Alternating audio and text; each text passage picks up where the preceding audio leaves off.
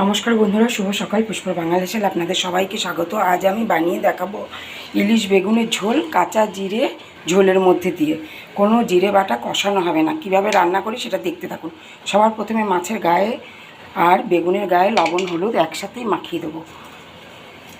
খুব ভালোভাবে লবণ হলুদ মাখানো হয়ে গেছে বেগুন আর মাছের গায়ে। এবার কড়াই বসিয়ে কড়াইতে দিয়ে দেবো পরিমাণ মতন তেল।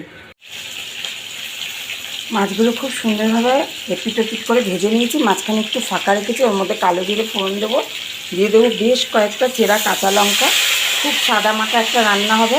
এবার দিয়ে দেবো হলুদ গুঁড়ো, পরিমাণ মতন লবণ, আর দিয়ে দেবো বেগুনগুলো, লবণ হলুদ মাখানো বেগুনগুলো। খুব সহজেই এই রেসিপিটা হয়ে যাবে, কিন্তু খেতে হবে অসাধারণ। এবারে ঝোলের জন্য জল অ্যাড করব। এই পরিমাণে আমি জল দিয়েছি। দিয়ে এবার হালকা হাতে মাছ আর বেগুন মিশিয়ে দিলাম। দিয়ে ঢাকা চাপা দিয়ে দেবো মিনিট 3-4 জন্য। দেখুন বন্ধুরা, এখানে বেশ কিছুটা জিরে নিয়েছি। এবার এই জিরেটা আমি পেস্ট করে নিয়ে আসবো। দেখুন কি সুন্দর ঝোলটা ফুটছে আর কত সুন্দর কালার হয়েছে। এই সময় পেস্ট করে রেখেছি জিরেটা, কাঁচা জিরেটাও ঝোলের ওপরে দিয়ে দিলাম।